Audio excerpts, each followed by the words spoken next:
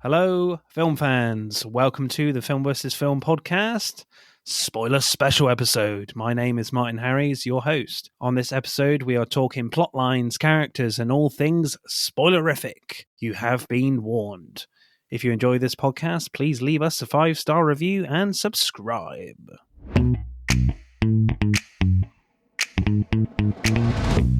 Hello, Podsters or Podderonies, if you prefer. We are back again for another spoiler special.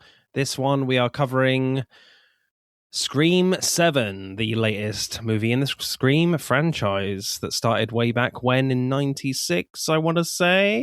Mm-hmm. Yes, thank you for confirming, Tommy. And we have Tommy on the podcast joining me from having seen it. You know him. He's been on a million times, it feels like now. I can't remember how many times he's been on, but he's a veteran of the podcast now, I feel like. Yeah, I think this is my 6th or 7th. Good. Great to be back. What your podcast is all about and where can we find you, even though everyone probably already knows. Yeah. So I haven't seen it. That's seen as a movie scene. And my co-host Tim and I, each week we cover a movie that one of us hasn't watched before. So we've done everything from The Godfather. We did The Exorcist with Martin before. And this month we end up doing Darkman, and we did Casablanca. So movies that like we should have seen years ago, but like our blind spots. So it's like, okay.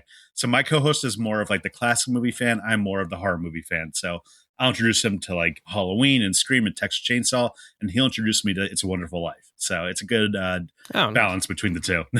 Yeah, it's a great podcast. Do check it out. Yeah, the Exorcist chat was great. I do like the fact that you have like clips of audio, I think. I don't know if you do video as well, but clips of the films in there as well, which is really cool. So you can kind of really focus on each scene. Yeah, we covered very recently Darkman in our Sam Raimi episode. I quite like it. It's fun. It's fun. It's got some great charm to it. My guests didn't really like it very much. Oh, well. Yeah, I was the sole defender on our episode. Yeah. They really didn't like... Well, I think...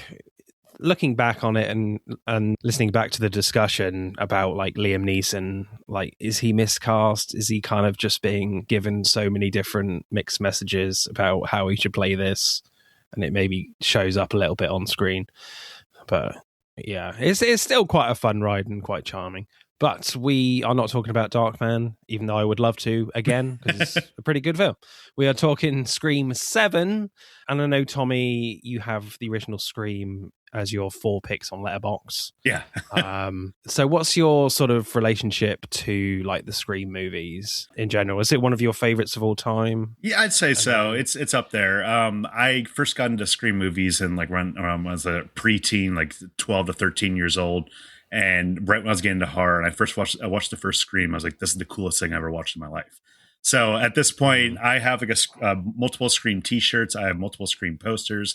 I have multiple Scream coasters too. So it's a franchise that I hold near and dear to my heart. So, and this new one, we'll get into it, but yeah. Little disappointing. Won't be getting a coaster. No. Yeah. No coasters for that one. No. Yeah, everyone's got film coasters. I've got fucking shitloads. I feel like just covered on my coffee table. Yeah. Mainly Star Wars ones, to be fair. Yeah, so for me with Scream, yeah, I've really, really loved it. I've always just kind of gravitated back to like the original Scream. Unfortunately, I've kind of watched them in a weird order. Like I've watched like the original loads of times before, and then literally my second one that I watched was Scream 4, which I quite liked. Some really interesting stuff going on there. I especially kind of like the fake out deaths at the end. This is a spoiler special, by the way, so we will probably be talking spoilers for all the films, not just Scream 7. So get caught up. Yeah, I can't. Yeah. So with Scream 4, I kind of like the fact that you think they're sort of dead or they fake their own deaths and then they kind of come back. That was quite a cool idea. That's what I kind of love about Wes Craven. He's always trying to think about like a new way to like better himself in a referential way, like, and in a meta way, if you know what I mean. Like, how can we make this even cleverer, even weirder for the audience? Yeah, and then I think I watched watch then then kind of the reboot one, Scream 5, or just Scream, Scream 2022. Yeah. Whole thing. Scream 6, and then I was like, you know what? I don't think I've seen 2 and 3, so I've just gone back and watched Scream 2. Absolutely love Scream 2. It's probably my favorite Scream, I think. Yeah, it's my second. Scream 2. It's really good. Yeah. Some great kills in that, just really masterfully done with like suspense and tension of what you can do there, and great reveals at the end, even though you can kind of see the Timothy Olyphant one coming a little bit, but I had no idea about the mother character. I was like, whoa, okay. That was a good like red herring. You had no idea she was coming. Yeah. And then there was Scream 3. Yep, that's all you need to say. I just could, it's just, bless her, Courtney Cox's haircut. Oh, it's just very distracting. I rewatched Scream 3 yesterday because I was like, I haven't seen this in a bit. And I was like, oh, I remember why. I mean, Parker Posey's good, but the rest of it is just like mediocre, zero violence, and just like lame killer reveal. Yeah, it's not great. And the fact that you only got one killer at the end is quite disappointing. So that's easily the worst for me. Yeah. Closely followed by Scream 7. Yeah, same. I'd probably say. Yeah, so obviously we'll get into it, but obviously I certainly wanted to cover this film because it's a big franchise, a big horror franchise. I think now getting to the levels of, you know, the Halloween franchise, Nightmare on Elm Street, and the Friday the 13th. I think it's right up there now as in popularity, if not, you know, one of the best, if not the best. That's obviously still up for debate.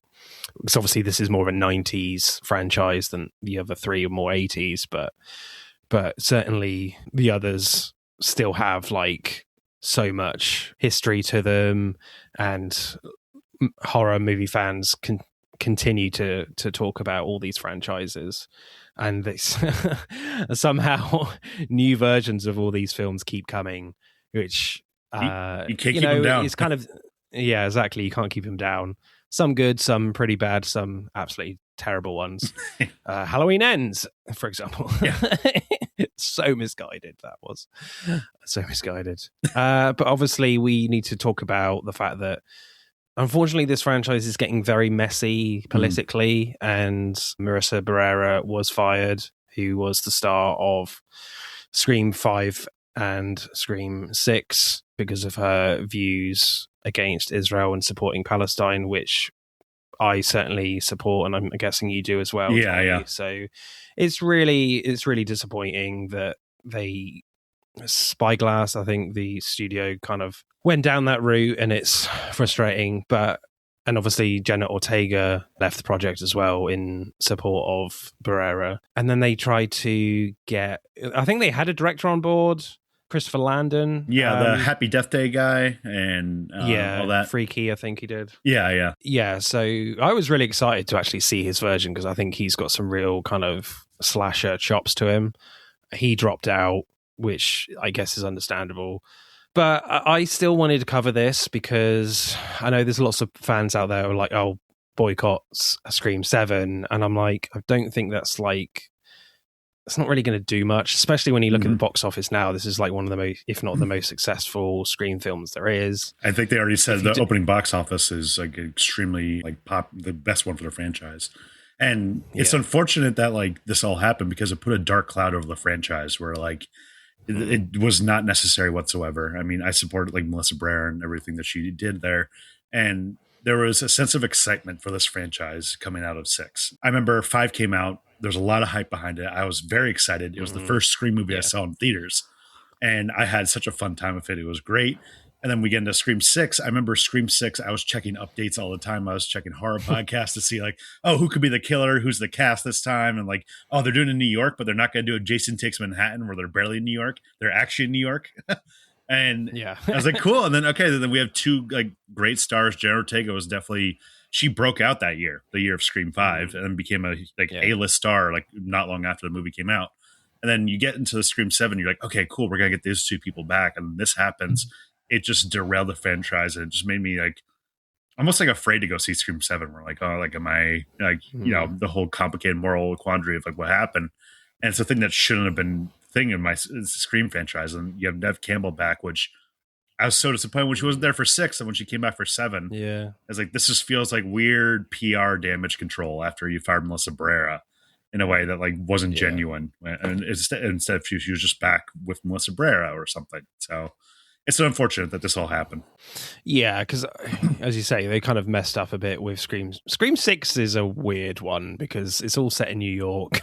Yeah. Which is kind of odd in itself. No, and then the fact that they didn't offer Neve Campbell enough money to come on board to continue her role. It's just really disappointing with that as well, and it's just like really odd. So yeah, the reason I wanted to still cover Scream 7 is the fact that, you know, there's still a lot of people involved in this that haven't really, you know, this is their kind of livelihoods with a lot of the people that actually make this film. It takes a lot of different people to make these huge films. And I don't want to take anything away from them by not talking about the film in terms of craft and in writing where the writing is. Yeah. You know, because we forget movies are really hard to make. I think we forget that sometimes when we're talking about films and when we bash them. It's fun to bash them, but I think sometimes it's just like, yes, politically, it's a tricky situation with Scream 7, but a lot of these people that are actually making the film have worked really hard to make the best film they can. So yeah, I still really love this franchise. And it's interesting as well. I think they're nearly there really with green lighting a Scream 8 as well. They basically said, because it's doing so well. Yeah, they basically said like, oh, Scream 8's already in the works, so yeah, they're gonna roll these out. I mean, as long as the audience is there. Yeah, absolutely. Right, let's get into it then with Scream 7, talking spoilers. Let's go to IMDb first, though, and as always, to check out the plot, as I always find amusing. So, IMDb states, when a new Ghostface killer emerges in the town where Sydney Prescott has built a new life, her darkest fears are realized as her daughter, Tatum, becomes the next target. So, initial reactions from you for Scream 7, Tommy? This was extremely disappointing. It felt like a franchise running out of steam in a way. And with that, I didn't feel coming out of 6. It just felt like very safe choices in terms of like casting and even like everything about it. The plot was just weak. It felt just like, okay, well, we're having Nev Campbell back, but we're not going to give her much interesting stuff to do, like at all. And the one saving grace of this movie, kills were awesome. The chase sequences were good. I thought that in terms of like tension and the Ghostface stuff, it was really well executed. I thought Kevin Williams did a good job in terms of that, but the script behind it just really derailed this movie, and it could have used another polisher too, to be honest. Yeah, definitely. It's a real shame because like Kevin Williamson, because I guess with all the kind of changes behind the scenes, Kevin Williamson was just like, I'll do it, because he doesn't really have much like directing experience. I think he's only made like one other film as director, but he helped write the first 2 Scream films, I believe. So and 4, overall, I think. Yeah. Oh, and 4, yeah, cool. So yeah, I think overall, like Kevin Williamson did a great job behind the camera, given that he has very little to no experience in like making a film of this size and of this scale and of this fan base. Yeah, I think he did a great job. But so for me, I think I break it down to like 3 different aspects. The good, the bad, and the ugly, if you will. Or the good, the fine, and the ugly. The good, as you say, like great kills, great action scenes. Great action scenes at times. Not all of them were like top notch, I don't think. And you feel like the action is definitely just filling screen time a little bit because there's just, you know, obviously they had to do major rewrites as they fired their star going into it. So, and had to spend a lot of money. So you can kind of definitely feel that this they're covering their ass a little bit with action scenes because there's not much of a script here. Yeah. But in saying that, like, the kills and action is really good. I think so then obviously they change tack with making it more of a mother-daughter story with Sidney Prescott and her daughter Tatum Prescott. That was okay. That was fine. Again, I don't think it's fleshed out too much, and the dialogue is a bit clunky, especially towards the end. I was like, "Ooh, really?" Okay. But then the real disappointing thing for me, which is kind of the real reason why you kind of go to a Scream film, really, is for the whodunit aspect. You really want to find out who the Ghostface killers are. And that was just really disappointing. It was, just like undercooked, like underbaked. And I felt like the motivations for the killers were lame. And like you said, like I remember Scream 5 did so well for the whodunit aspect in terms of marketing. They have one poster I remember that was like all the characters in the movie and said, the killer is on this poster. And like, my friends and I at the time were like, oh shit, who do you think it is? And this one, it was just like, do I care who the killer is? I don't know. And one of them was a guy we saw for like 5 seconds who was an old 90s actor that looks a little rough these days, if I'm being honest. Yeah. So I quite like the opening scene to this in terms of like talking about like the action scenes. Yeah, I quite like the opening scene. That's probably arguably the best scene in the film, frankly. I don't know if you agree, Tommy. I'd say so. I think it really plays up like the only aspect of like meta nature of like fandom that this movie has. That's another thing that this movie didn't have. It had almost no meta comedy aspect in a way that is a staple of this franchise. But when we get into the beginning, I think that was really cleverly well executed. And I thought it was a fun little concept that was just like, okay, so the Stu Macher house is now just a theme Airbnb for fans of Stab. Yeah, and like the other kind of, Prescott related murders, Sidney Prescott murders from that house. It was really well paced. There was some really great fake outs in that sequence at the house. I especially really liked kind of the motion sensor mannequin of Ghostface. I thought that was a really clever idea. I thought that Kevin Williamson made really good use of negative space in that scene. Because there's one moment where like you see Jimmy Tatro, whatever his name is, like in the kitchen of the house. And in the background, you see that Ghostface animatronic. And it's slightly blurry. And the whole entire time you're looking at that being like, is that fucker going to move? Yeah, that was so good. Because even though the film establishes that it isn't a real person, it is just kind of an animatronic mannequin, you're still just like, it's very specifically framed like in the background of shots, like, this is making me uncomfortable. Even though I know it's not real at this point. There's really great shots with with lighting where the real Ghostface, I think, like kind of pops out. We don't really know, I guess, when you watch it. It kind of pops out of the shadow just slightly so you can make out the iconic mask. Kind of like a Halloween shot right there. Yeah, and then the boyfriend pops out as the Ghostface as a joke, and then the kind of kill at the end was quite creative, where you think he's kind of knocked out at the bottom of the house, and the girl is kind of trying not to fall and hanging for dear life on the kind of the hanging lights, and then he kind of rolls over when she falls to stab her. Yeah, that was great. Oh yeah, and the kill of the boyfriend, that was quite gnarly, just like slowly putting the knife in his temple. Like, ooh, okay. From that point you're just like, oh yeah, they're not messing about with the kills aspect of the film.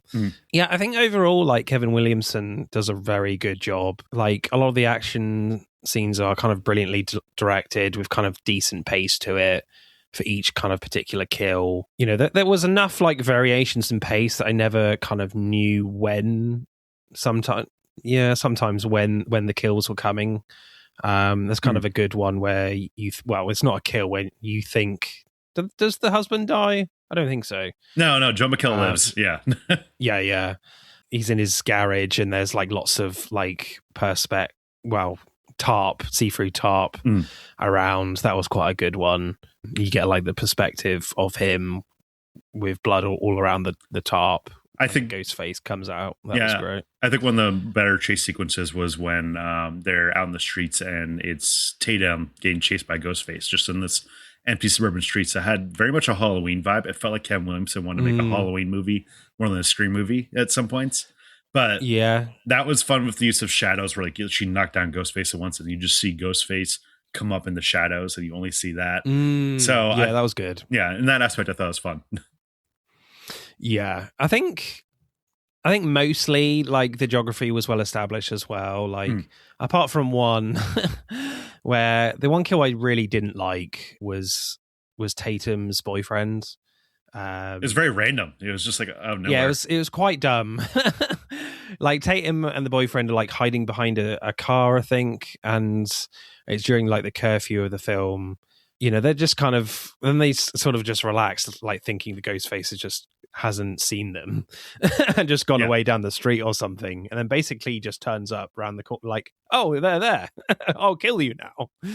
Yeah, I think that the boyfriend in general was a very weak point in this movie where they try to set him up as a red herring and it just ended up being confusing more than anything. Like you were saying, the whodunit aspect was not handled well. And there's one point in the movie, like right before that, where you're the whole Matthew Lillard of it all, where you think that, like, is he alive or not? And then all of a sudden you find an AI deepfake on the boyfriend's computer. And he's like, oh, I was just practicing. It's like, and they don't further explain that whatsoever. So it's like, why was he trying to see if he could find out the tech? Yeah. Like, was the motivation behind it? It just left like on the table. He dies shortly after. So that it never like, I guess he wasn't the killer, but still weird he had that on his computer. Yeah, that kind of confused me. I was like, hang on, is this confirming that this guy is a Ghostface right now? Yeah. So I guess he was just doing this out of a favor or just as a prank, I don't know, for the neighbor character who ends up being the killer.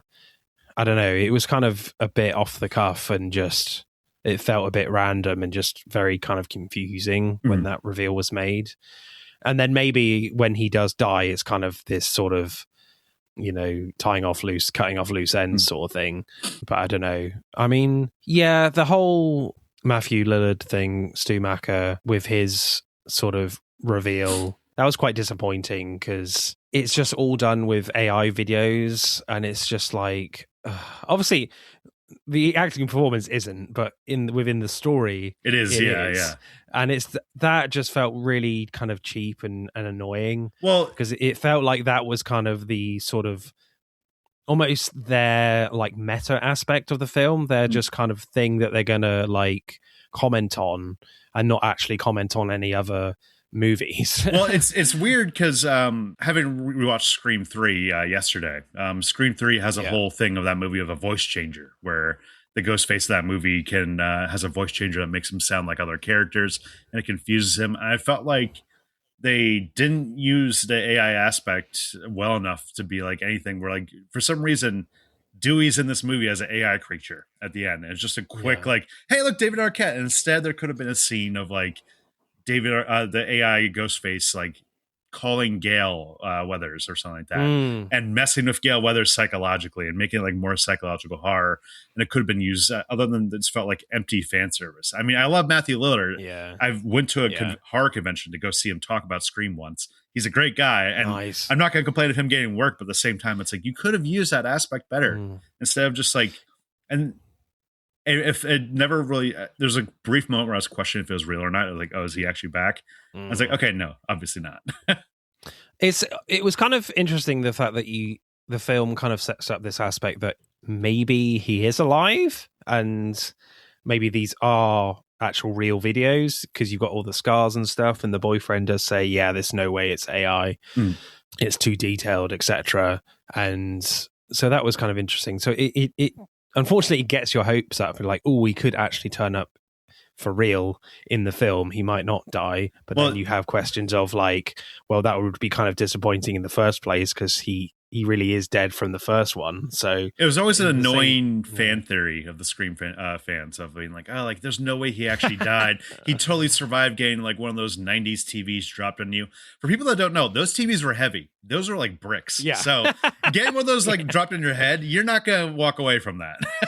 I'm sorry. Yeah, I think it's just because he has such kind of a almost cult fan base. Oh, yeah. the fans just willed him into this movie. Exactly. Frankly. And they're just like, oh, crap, how the hell do we make this work? I know, let's make him like an AI kind of deep fake sort of character and then bring all the other kind of killers back in, which just felt very kind of nostalgic for nostalgia's kind of sake. And it definitely reminded me a lot of Spectre, the James Bond film, where they kind of reference all the other previous Daniel Craig villains. It just felt very cheap. Well, it was funny. I don't know how rowdy your crowd was. I saw it opening night and for like a fan event thing. Right. So people are very locked in. And this is the type of screen where people are cheering for like almost anything in the movie. And then during that final scene where they had the AI things, when Scott Foley appeared on screen, you could hear a pin drop in that theater. Everyone's like, who is that? Oh, no. Nobody could remember Scream 3. They're like, oh, wait, the shitty killer from that movie? Yeah, they didn't bring anyone back from like Scream 4. Yeah. I'm like, Emma Roberts would have been cool. That's a Neve Campbell movie as well. There's only one non-Neve Campbell film. Like, why not even bring back characters from Scream 5?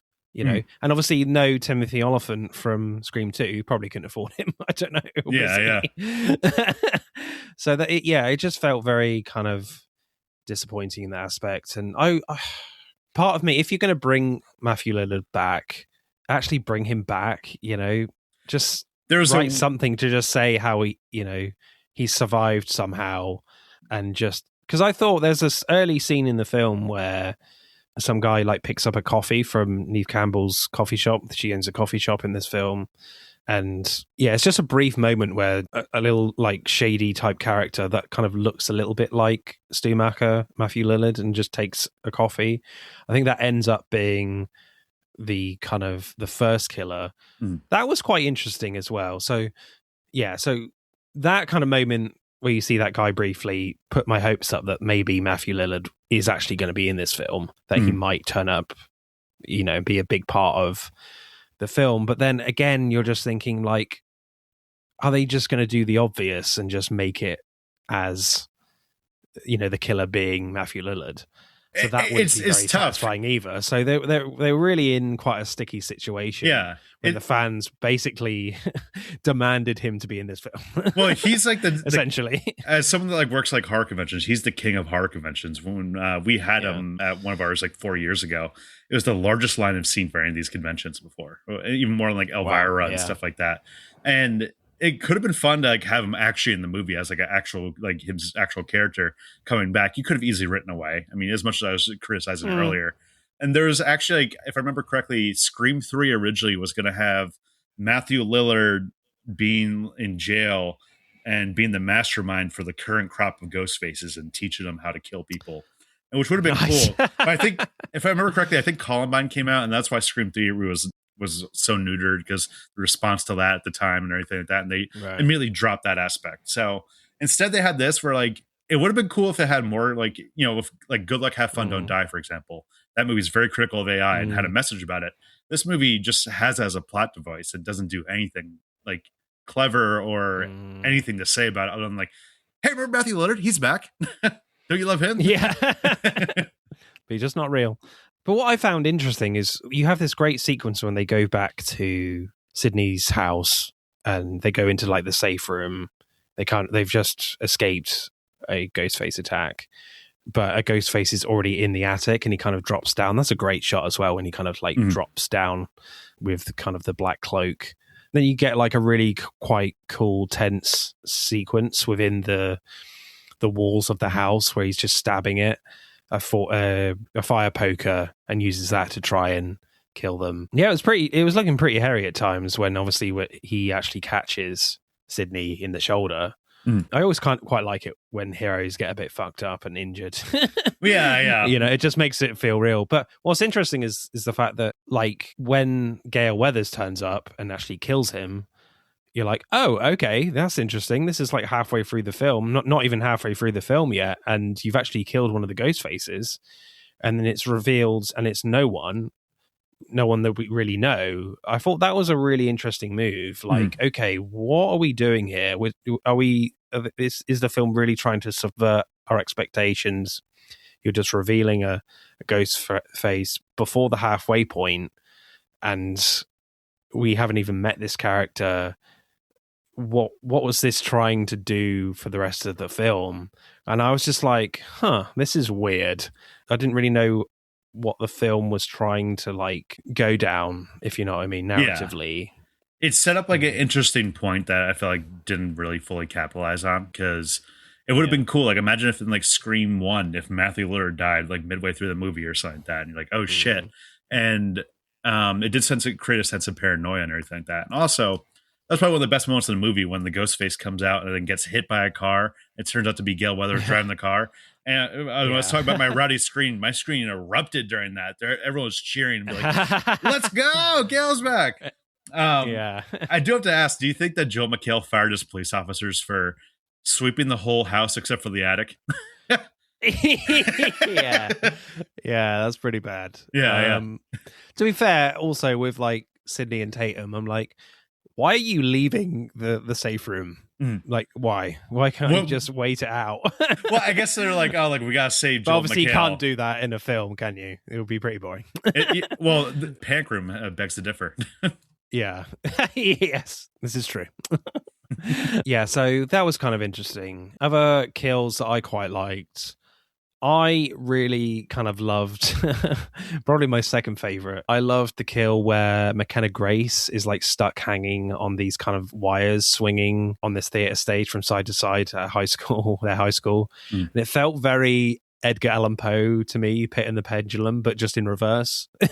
Yeah. The Ghostface is holding the knife, is the pendulum, and he's kind of just slashing, killing her. Really gnarly, like, end kind of kill move where he's just holding the knife up above his head, and just the guts spill out. Which made me think, hang on. Yeah. Neve Campbell was very clear with her statements before this film came out. Yeah, we're going to be more faithful to Wes Craven's vision and keep the gore content down a bit more compared to 5 and 6. You've got guts falling out. Yeah. That's like gorier. That's gorier than anything in 5 and 6 I can think of.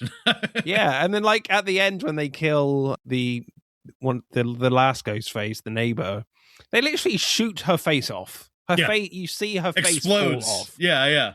And even like it's a face-off sequel or something. When she kills her son and like she puts her son's head through the beer tap. Oh, yeah. And then the beer comes flowing out. That was extremely gory. So I don't know what she was talking about. And it's not like even the Scream franchise, like before 5 and 6, was like not bloody. Outside of 3, these movies had like gnarly kills. Yeah. So I think it was just Neve Campbell maybe just messing with us. Yeah. To be honest. But yeah, that's definitely my favorite kill where, the guy gets put onto, like, as you say, the spike of the beer handle thing and the beer comes out of his mouth. I'm not sure how that works, to be honest. I guess so I'm pretty sure he doesn't make a hole in his neck, but sure. Okay, that's fine.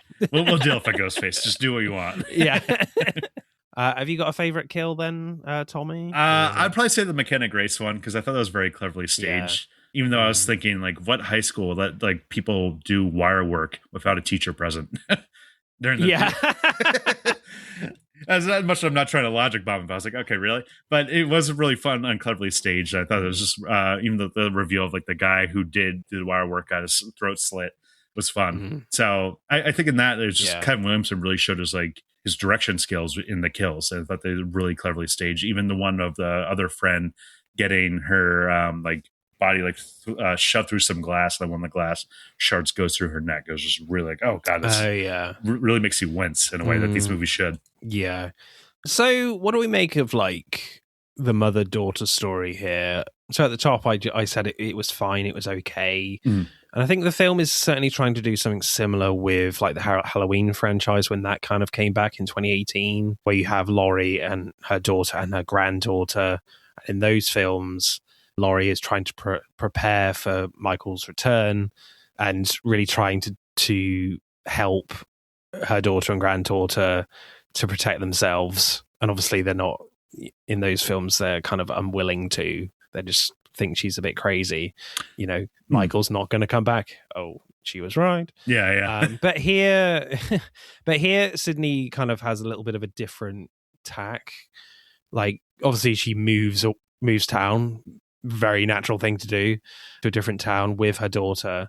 But she's kind of being protective in a different way, but by kind of ignoring the past. Like, you know, if a ghost face turns up, Sydney will just deal with it, which she actually does, but she's not really willing to give any skills to Tatum to protect herself. She just wants her to be like a normal teenager growing up.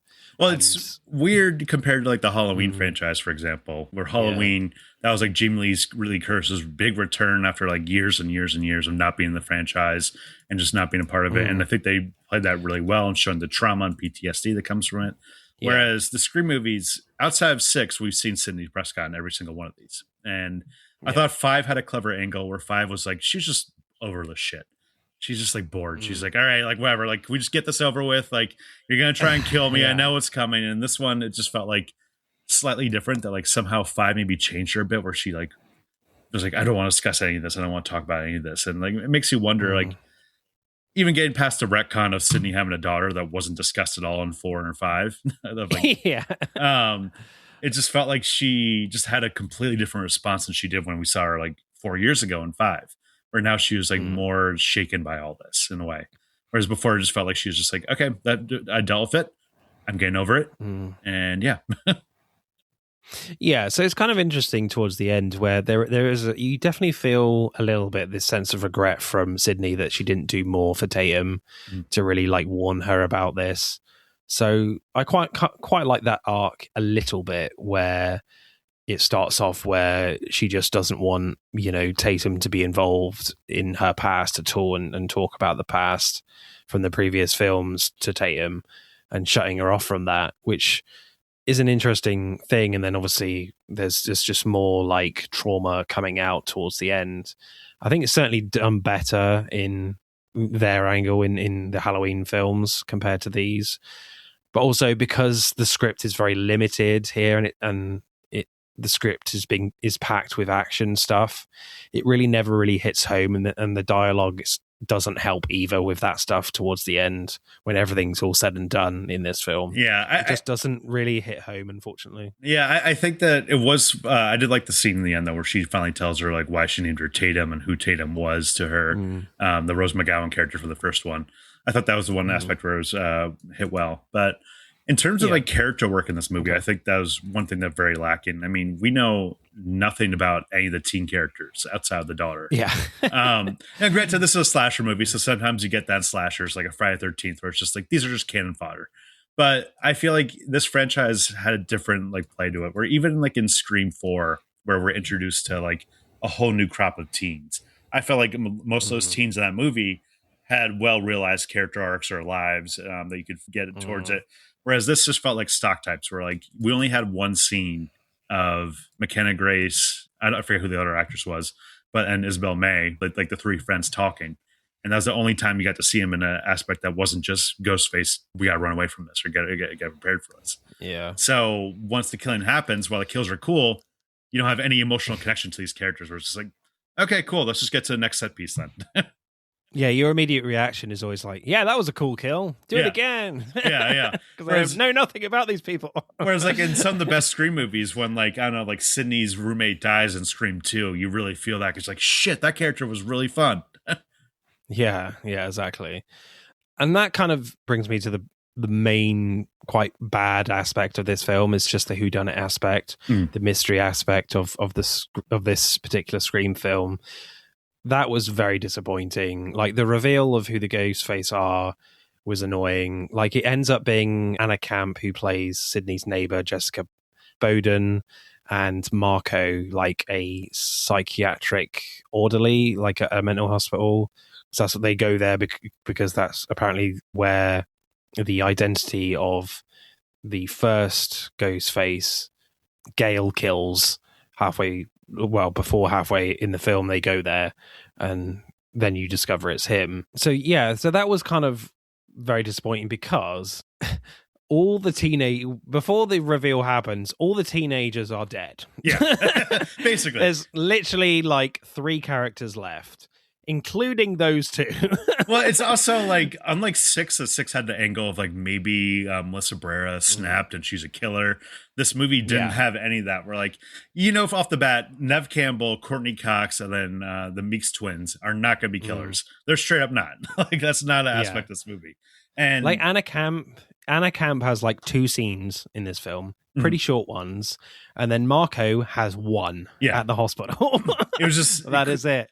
It was cool to see Ethan Embry because I haven't seen him since Can't Hardly Wait. But I was like, outside of that, I was like, what is this character? He's just an exposition dump. And then, hey, I'm Ghostface, by the way.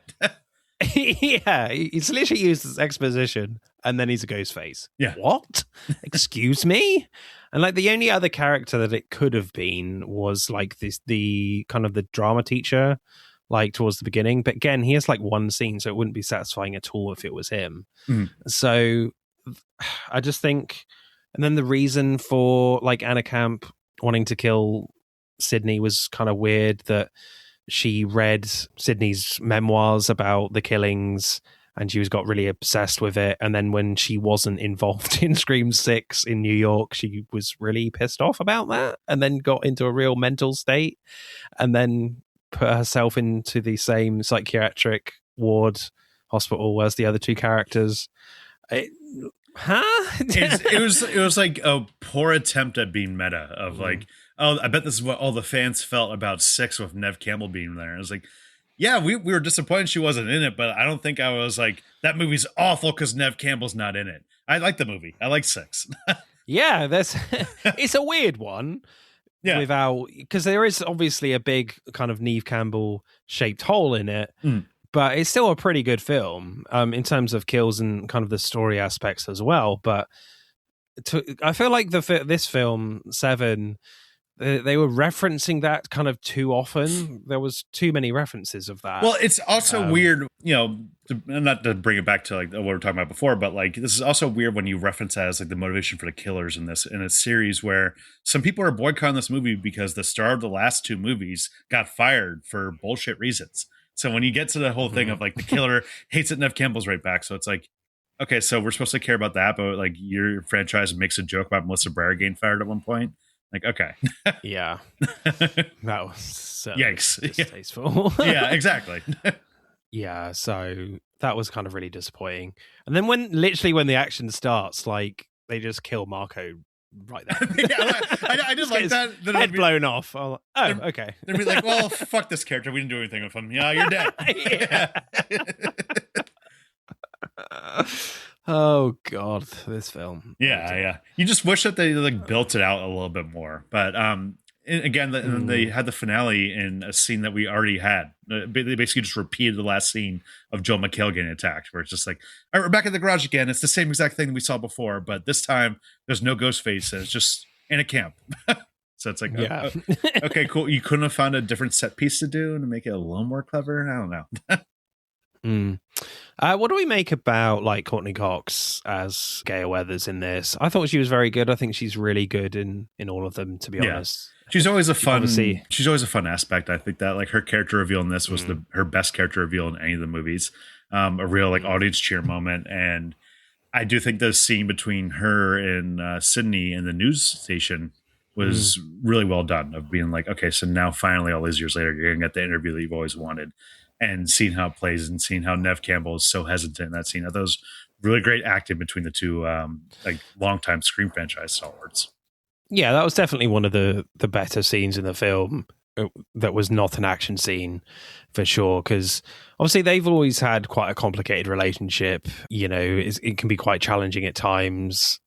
And obviously in the 5th one, it feels like more of a friendship, whereas this, they bring back more of the complexity here, whereas Gail's like, yeah, I want to use you as in my interview that I've always wanted to do since the first one 30 years ago.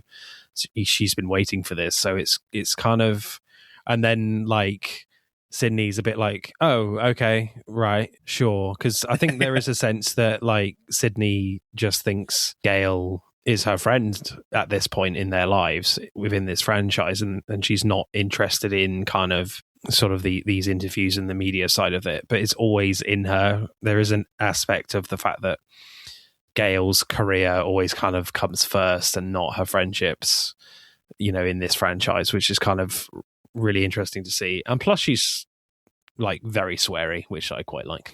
Yeah. Yeah. And I did like the aspect of having Mindy and Chad. Like, if they're going to bring back anyone, I guess they'll come back up. Of just like they're being her little like, eager interns in a way.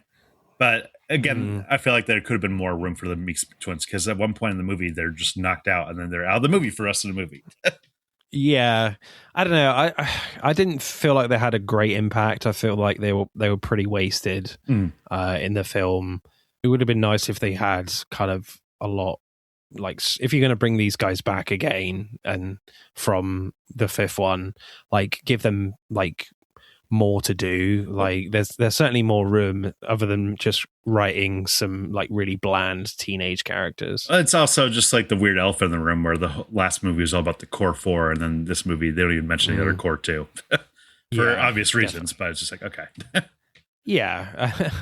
And because obviously with like Chad, like somehow he lives the sixth, gets through the sixth one. Like, he literally gets stabbed like a punt, like a by two ghost faces, and they like bisect him practically, and he's like, "Hey, I'm alive. Hey guys." Yeah, it's mad, and he still gets attacked and lives. Yeah. So I feel like the film would have had a lot more weight if those characters had more to do, and maybe if, like, as you say, that they're part of like Gail's news crew now, cameraman and sort of apprentice news reporter under Gail with Mindy, which is kind of a cool idea, but I never really saw that kind of coming. Well, it kind of doesn't really make a lot of sense from the previous films. I can't remember. Maybe I've got that wrong, but if I remember correctly, in 5 and 6, I kind of hated Gail, and they're like, "Who is this bitch?" Yeah, exactly. So it doesn't. Doesn't make sense. Yeah. And there's one scene of like them at the bar where it's like trying to give another character moments to the teens, where basically like the teens are nothing more than just stock types. Where one's like, "You're a creepy guy, you're the boyfriend, and you're just like the random best friend, and whatever." And just like they try and get more, and it feels like the only actualized characters in those rooms are the ones we spent 2 other movies with. So then when you get because you always have that scene with like Mindy, especially where she's always kind of trying to explain to the group of kids, her fellow teenagers, if you will, like about what the current rules are in horror films. Yeah. In the fifth one, it was more, kind of the legacy character type of characters that are in this now, and the new people coming through, and then you've got like in 6 as well, like more of the sort of the elevated high concept horror tropes that we're kind of moving into now. But with like Scream 7, there's none of that. There's like a brief scene with Mindy, but there's nothing to work with. It feels like horror hasn't moved on enough to actually have some different like aspects of horror to actually talk about. I feel like they were kind of maybe too impatient, but I guess that's kind of natural in the film business anyway. But like there's nothing that they've tried to mine to actually comment on about the current state of horror. And instead they did that little opening scene with kind of turning Stu Macher's house into a museum, commenting on like the fact that the stab films are still part of this universe, etc. And then like the AI aspect. Yeah. And that's it. There's a great tweet that was going around, making the rounds over the weekend, of John Squires from Bloody Disgusting saying that like, he's like, I feel like the Scream franchise is best when it takes like a little time off. Where like, we had a decade between Scream 3 and Scream 4. We had a decade between 4 and 5. And that time, obviously culture changes, like movie like trends change. So you're able to comment on it a little bit more. While 6 was able to have a little bit of commentary, this one just had nothing to say about the horror movie franchise, which was weird for Scream, which was basically built upon this stuff. And like, I feel like even with the AI aspect, they could have like had a little bit more of like trends of being like, people are using this technology to make like the weird stuff. When you see on Twitter, some guy be like, "Oh, I finally got the T-8000 to fight the Predator. I always wanted to see this. Thanks, AI." And it's like, what is this weird things that fans are doing with their commentary? You could have easily had a little bit more bite to your satire. Instead, it just feels toothless, and it's not targeting anyone, which is just disappointing for this franchise. because it's always fun, like hearing references to the other films.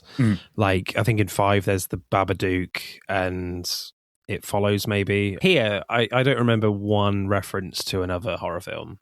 Not once. I don't think. I think there was like the movie theater marquee had Texas Chainsaw Massacre, but that was just a background thing. That was about it. That was the extent of it. It's like, this is a movie that started off with Drew Barrymore being asked, "What's your favorite scary movie?"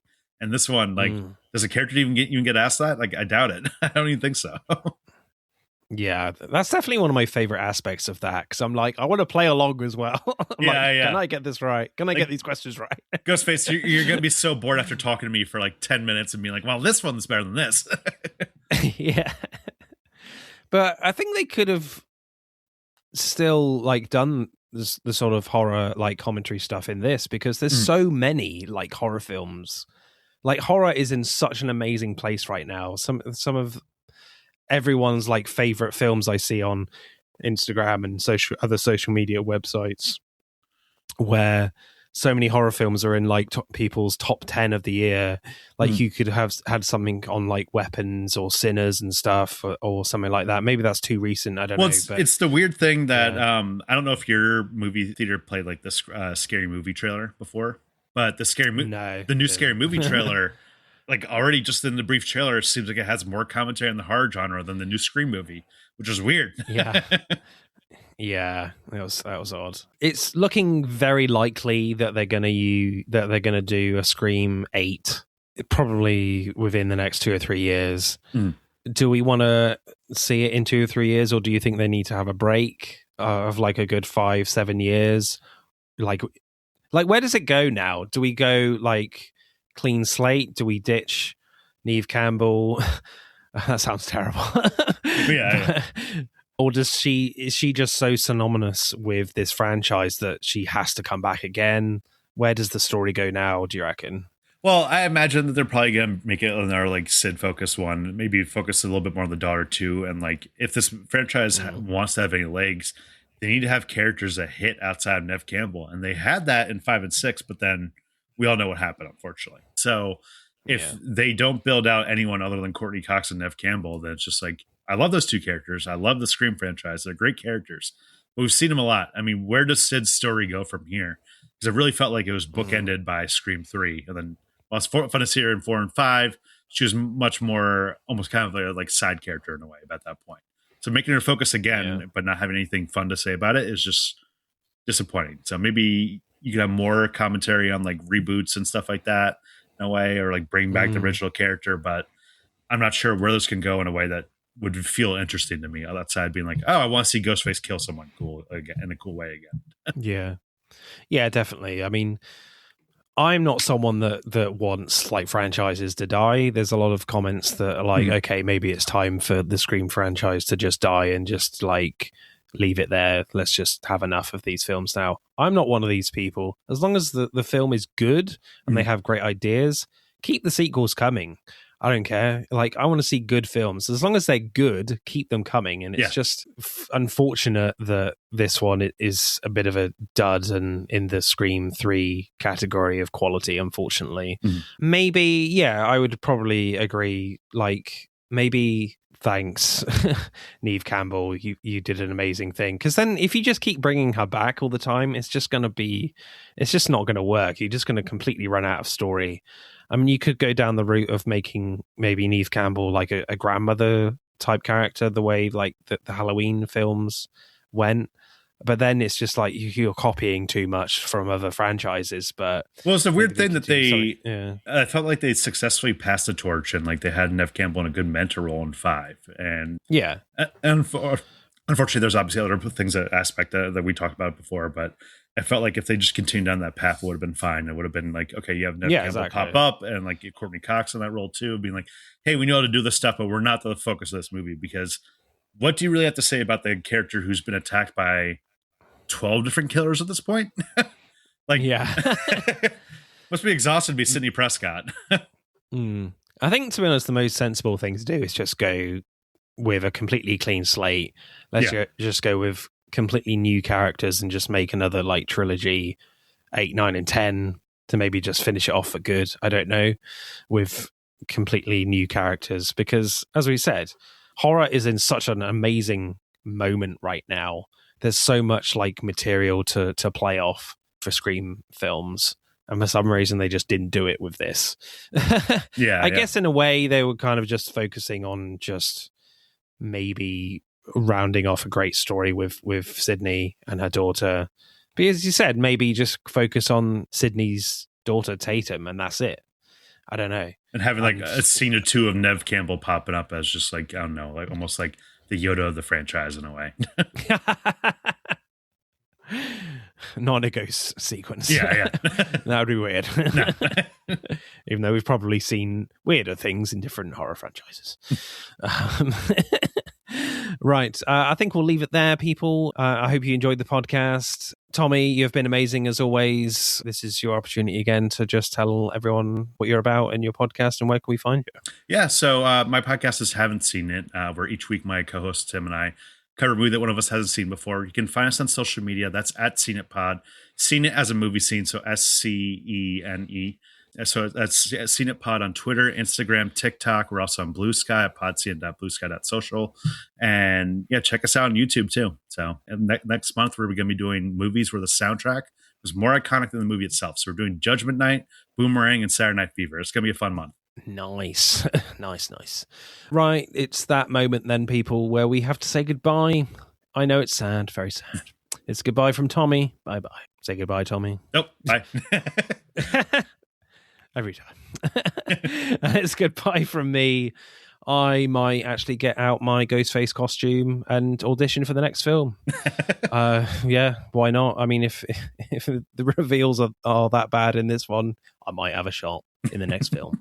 Bye-bye. That's it for spoilers, guys. Thank you for listening. I hope you enjoyed it. But don't stop there. Get involved and tell me what your thoughts are about this film. Send us a DM or comment on Instagram and TikTok at Film vs. Film Podcast, for X at FVF_podcast. Plus, we are now on YouTube, so hit that like button and comment there. If you do, I'll give you a shout out on the next episode.